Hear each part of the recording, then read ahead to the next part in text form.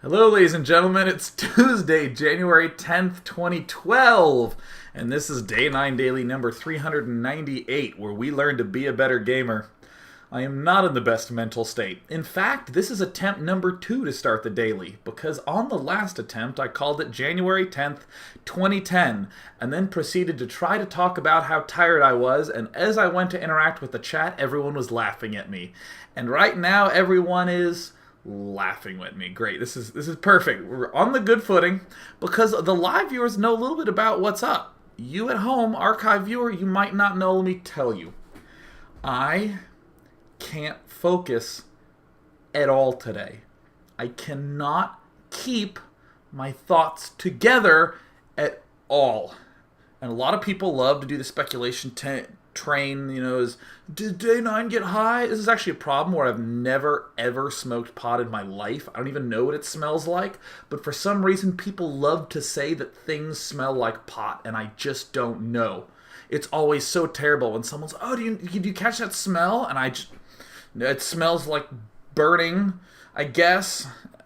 I feel out of the loop. It's not that I'm not sleeping. I am sleeping.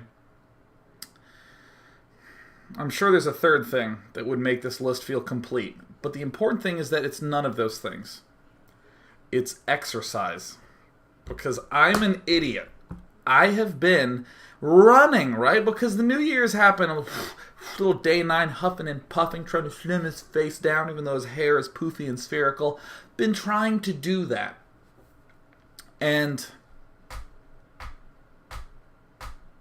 crap. I know I had a train of thought a second ago. Yeah, it's exhausting me. I've been running as much as I can, and I just cannot stay awake at all. My whole body is shutting down. Like the first 2 or 3 times I ran, I wanted to tweet about it. Like, guys, if you aren't running, go for it. It will invigorate your mind, and you'll do things better. And now my body is just like, kill the body, turn the body off. Stop doing this to me, Sean. It's impossible. And I honestly feel like I'm one of those .com companies where the profits are doing one of these, but the VCs are still putting in more and more money, hoping you'll do one of these. But right now, I'm on the decline, and my body doesn't know if it's like a .com bubble or whether I'm going to Amazon.com my way into total hottyhood, right? I just doesn't know. But what I can tell you right now is that I have been having bread cravings. I've never had these before in my life. I want you to think about that word craving.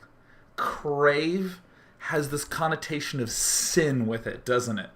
He's craving it, right? Like it's some virgin or something who's innocent, and I'm going to corrupt her by, I don't know, eating a loaf of bread. I don't know. I keep thinking about bread. I lie in bed at night and I fantasize about it, and I think, well, maybe I'll set my alarm for 6 a.m., and I can go to Ralph's and I can buy bread. And I think about these, and I've been trying to resist because I know that kind of helps with the love handles. That's what the bread's about, but I can't stop thinking about bread. I want carbs. I want carbohydrates, but I'm trying to burn carbohydrates. Because, again, I have my own personal day 9 inner tube that I'm trying to get rid of. I don't want to have my own personal inner tube. I don't want that.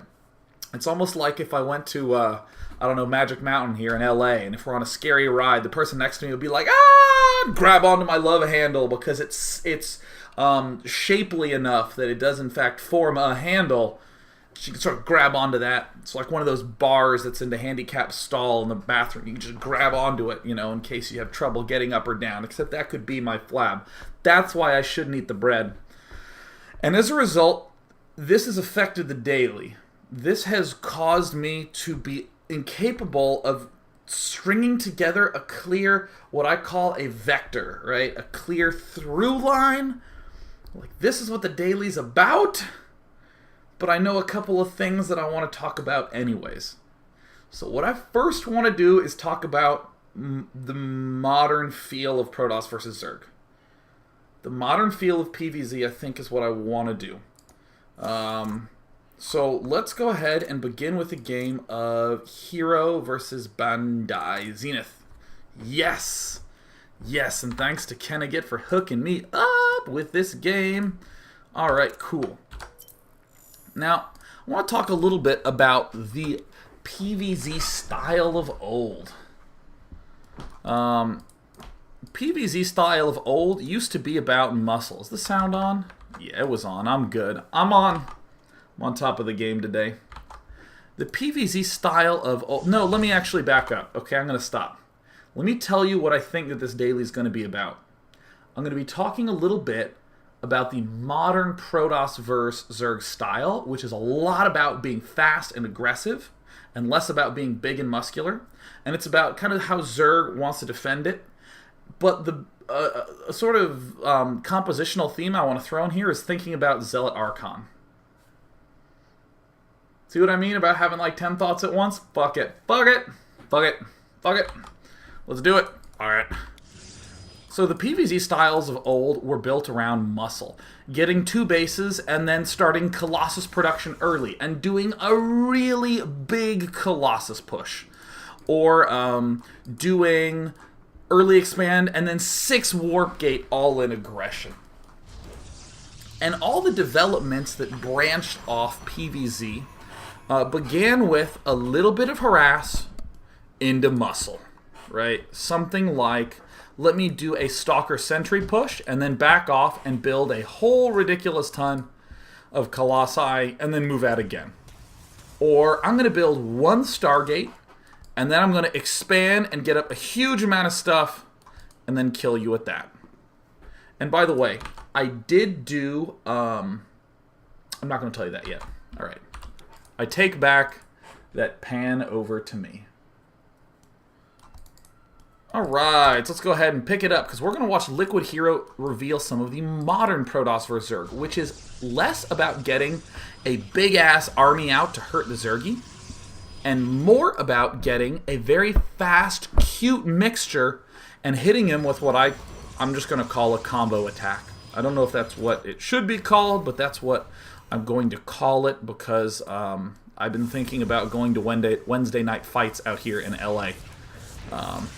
As the Level Up crew does some pretty cool stuff with that. So I wanted to go see it, thinking about Street Fighter 4. So you know what? Combo is the word that's on my brain. Obviously, it's annoying to have Lings in your base, but it's more annoying when Day 9 doesn't progress with the damn replay. Good! Hitting the plus button. Excellent. Now, for the record, this is a pretty late Cybernetics core. Ordinarily, you'd have this done quite a bit earlier, but you know what? It's not a big deal. It's not a big deal. We're going to look at the combo attacks. Combo attacks. There we go. There's a Stargate coming up. Let's speed it up to ×8. Speeding it up. Ooh, and look at this. Another Stargate going down. Now here's the Warp Gate that has also been begun. Our Zerg buddy is going to be doing this kind of cool early expand to the gold on this map. We saw a couple of Zealots move out. Not exactly what I'm interested in at this point in time. It's these sort of nutty, really aggressive plays with air is the big one that I want to focus on.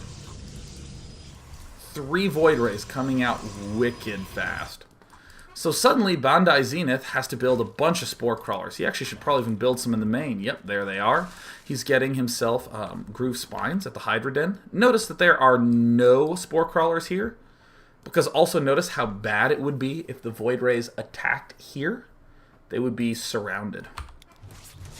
It's not going to stop OGS Hero, Liquid Hero from being a huge badass.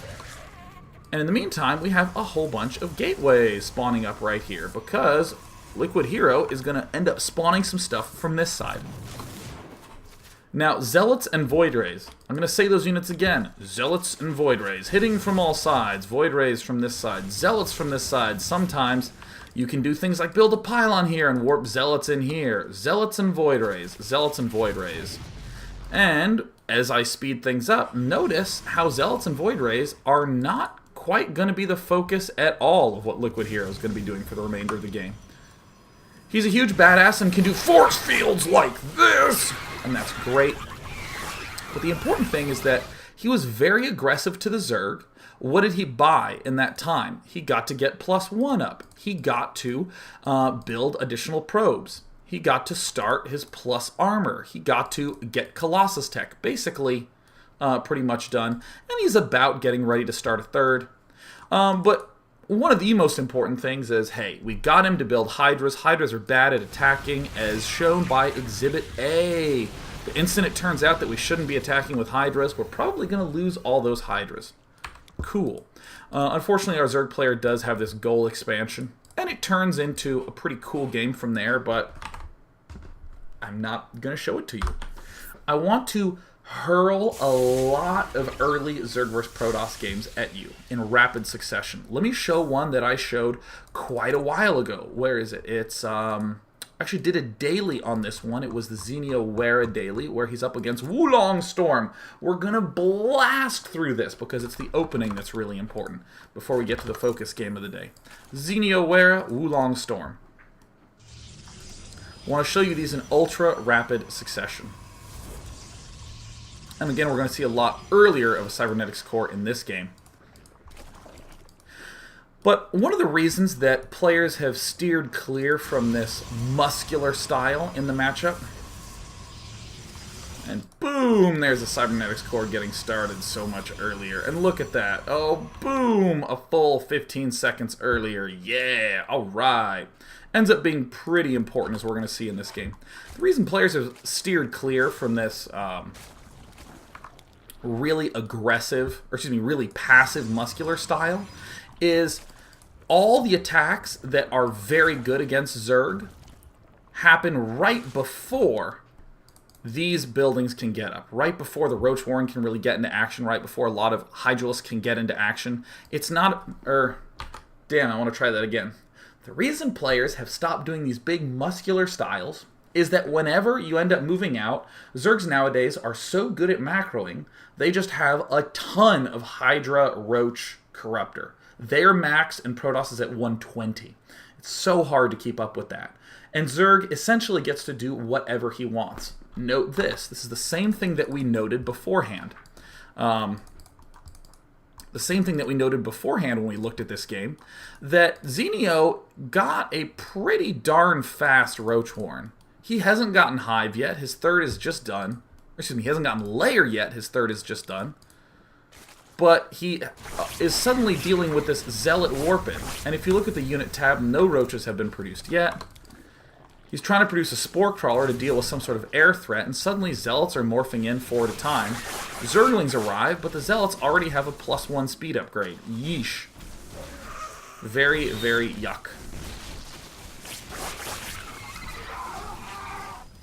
More and more and more Zealots come in, and again, after we did this opening was rushing for 4 Warp Gates ridiculously fast, but we also threw in some Stargates. Cool, we went for this Stargate opening.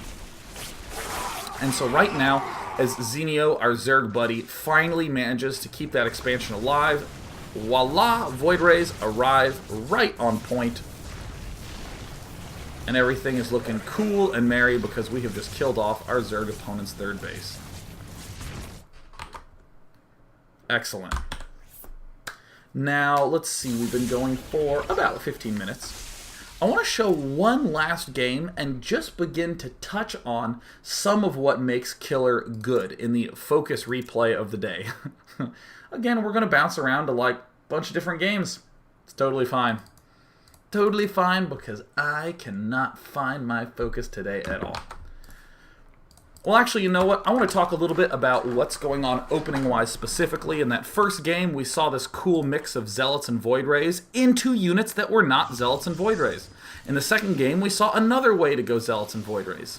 In this game, I want to show another way to open up, but talk about things a little bit more from the Protoss-y side. And I guess, as I've just kind of stumbled upon now, it looks like we'll end up wrapping up with a little bit more of the Zerg focus at the end. So here we go. He's getting his expand up. Some pretty good photon placement from RSVP. Closing himself in, getting a Zealot up. Let me go ahead and open up these things. Excellent. Getting the 2 gas geysers. None of this is particularly surprising, but we're going to see a lot of Chrono Boosts go down on the Cybernetics core. 5 is the number that we see. There's 1, 2, happens eventually. And a good timing to remember, right before this hits halfway done, actually a little while before this hits halfway done, around 70, that's when you build your extra 4 gateways. And I really feel like 4 gateways and 5 chrono boosts on the core is becoming the modern trend. You throw down 1 chrono boost on the +1 just to make sure that it finishes right on time with your warping. But look at this. Suddenly we're not getting air as RSVP. We're going OBS. We're going Twilight Council. We're building some pylons. You just want to get as many forward pylons up, as many forward pylon attempts as possible. Right now, we do have all these warp gates finishing up. Our +1 just got done, and we can even begin +2, which is sort of nifty. But look at this. A Dark Shrine comes up. Tragically, this one warp prism was supply blocked. We can see that RSVP is hitting this north side at the same time as he's going to try to be popping into the main to do a warp in. And again, this warp prism was just a smidge late. And dKiLLeR ends up taking it out. But you can sort of see how this is a huge shift away from this muscular PvZ style. Sure, we're adding on the gateways now, but 4 gateways, 5 chrono boosts on this one cybernetics core, and then something else. An air attack with a warp in over here. Or excuse me, a robotics facility attack with a warp in over here. Having that mix of drop, or crap, what did I just say? Yeah, doing the warp prism drop or the warp in at 2 different places on the map. Piling the Void Ray plus Zealot threat. Right now, we see that dKiLLeR just barely gets his Lair plus Overseer up in time, and he ends up being able to defend. But this is sort of a commonality that we do end up seeing. Now, we're going to go to a break, and when we come back, what I want to do is I want to step into the Protoss, or I want to step into another game between RSVP and dKiLLeR, and I want to look at the whole game the whole way through. That's going to be our focus game of the day. But there's this one part that really intrigued me, which is the fact that we saw RSVP go for Zealot Archon. I thought that was pretty cool. It works out not quite so well because dKiLLeR ends up playing quite well. But it made me start to look at a whole bunch of other Zealot Archon in games. So we've talked about modern PvZ in part 1. In part 2, we'll meander our way towards Zealot Archon. And I guess part 3 will be about defense from the Zerg point of view. That's how we do it on the Day 9 Daily, folks. Woohoo! Yeah, all right. Doing it.